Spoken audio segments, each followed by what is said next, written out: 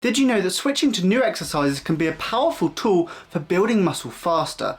This concept called novelty stimulus can explain why beginners experience rapid amounts of growth when they start lifting. But is it the secret to long-term growth? Let's break it down. What's up guys, if we've not met before, I'm Lockie and I'm just months away from graduating for my Bachelor's of Science for Sport and Exercise. But not only that, I'm an insane fitness enthusiast and researcher that's going to help you train smarter. Today we're tackling a very important question that often goes unnoticed. Do new exercises lead to better muscle growth, or is it just a myth? There's a lot of debate about this in the fitness industry. Some say that switching exercises keep muscles growing through confusion, and others believe sticking to the basics and focusing on progressive overload is the key to success. So in this video, we'll explore how novelty stimulus impacts hypertrophy, why new exercises often trigger newbie gains, and how you can use isolation exercises as well as novelty stimulus to see better gains. So by the end of this video, you'll know whether to stick with your favourite lifts or whether you should start switching up for optimal muscle growth. So let's start by addressing some common misconceptions and myths, with number one being constant change equals better results. Many people believe that if you keep doing the same exercises, eventually your muscles will stop growing because they've adapted. And this idea causes a lot of people to constantly change the exercises they're doing, preventing you from truly mastering any movement. Number two is a confusion of plateaus. Many people often mistake stalled progress as a sign that their exercises aren't working, rather than looking at other factors like recovery or progressive overload. Because the easiest thing to do is you feel like you're in a plateau, okay, well let's change the exercise.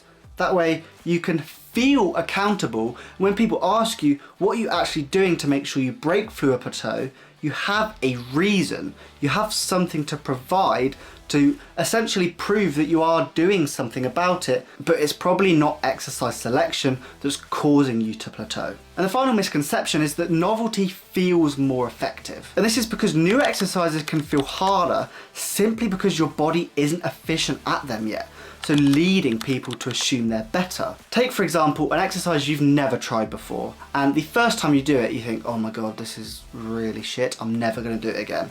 This is what happened with me with skull crushers. I hated it. But now, if you've been up to date with my workout videos, I will have skull crushers in every session that involves triceps. It's just because I wasn't used to the movement yet. Now let's dive deeper into the science of novelty stimulus and its effect on hypertrophy, starting with newbie gains. So when beginners start resistance training, they often experience rapid amounts of muscle growth due to a process called neuromuscular adaptation. This is where the nervous system learns to coordinate muscle activation, recruit motor units, and execute movements efficiently. And this adaptation accounts for most early strength and size gains, and novel exercises create a similar effect, forcing your nervous system to adapt to new movement patterns, increasing coordination and strength. So this semi-replicates newbie gains because the same process is happening. So I'm hoping you can start to understand why a lot of people swear by the use of novelty stimulus. But then on top of that, we have the explanation behind muscle hypertrophy and mechanical tension. Because new exercises often target muscles differently, introducing fresh mechanical tension on muscle fibers that may have been underutilized in previous routines. So for example, switching from standard curls to incline dumbbell curls emphasizes the long head of the biceps, promoting balanced growth. And on top of that, novelty increases energy inefficiency, causing more fatigue and cell swelling, which are triggers of muscle hypertrophy. Right, so now you understand the basic science behind novelty stimulus and how it can replicate similar gains to that of newbie gains. But let's start to build a case for isolation movements and novelty stimulus. So isolation movements like cable lateral raises and dumbbell bicep curls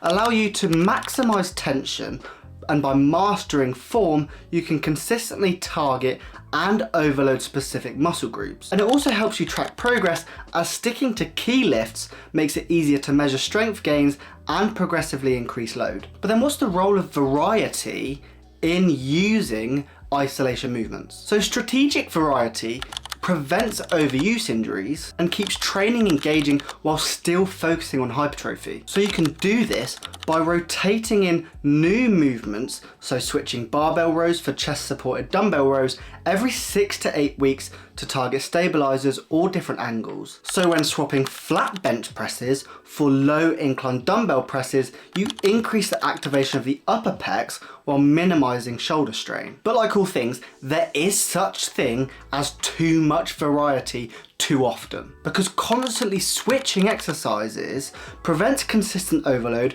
which we all know is crucial for hypertrophy, and on top of that, it increases the time spent learning and perfecting the movement instead of maximizing tension on the muscles. But then again, sticking to the same exercises for too long can lead to plateaus as muscles fully adapt to the stimulus, and the risk of overuse injuries dramatically skyrockets if the same movements you're using for a long period of time puts too much strain on the same joints. A little side note, if you start to get pain on either side of a joint, and it's generally when you're moving the joint, that can be a sign of an overuse injury. Very common ones are in the elbow and in the front of the elbow. Right, so we've covered the main content. What is the verdict? Novelty or consistency? And the general consensus is a combination of the most effective core isolation exercises on top of periodic novelty displays the best results for muscle hypertrophy. So if you haven't figured it out, do not worry. Let me explain how you can use consistency and novelty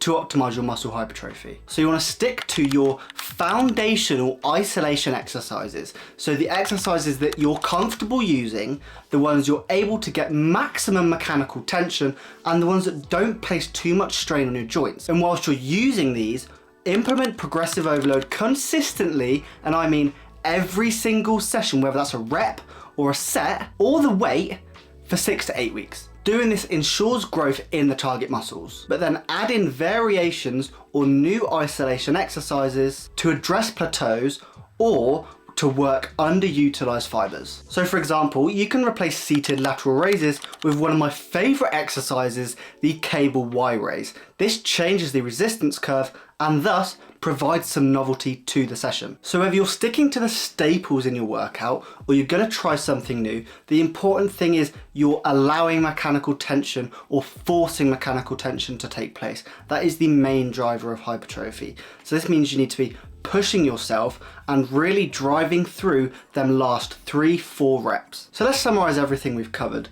Novelty stimulus explains why new exercises feel effective, especially for beginners, and can break plateaus by targeting muscles in fresh ways. Core isolation exercises remain the foundation of hypertrophy because they allow consistent overload and targeted tension. And the best approach? Stick with the basics, but rotate in new exercises strategically every 6 to 8 weeks to prevent stagnation and to optimize muscle growth. So what's your favorite isolation exercises, or what's an exercise you've tried before that you really hated but you found that you love? Make sure to let me know in the comments. I always love to hear your guys' stories. As always, if you enjoyed the video, smash a thumbs up, hit the subscribe button and turn on the bell icon so you get notified every time I post. That's all from me. Thanks for watching and I'll catch you in the next one. Peace.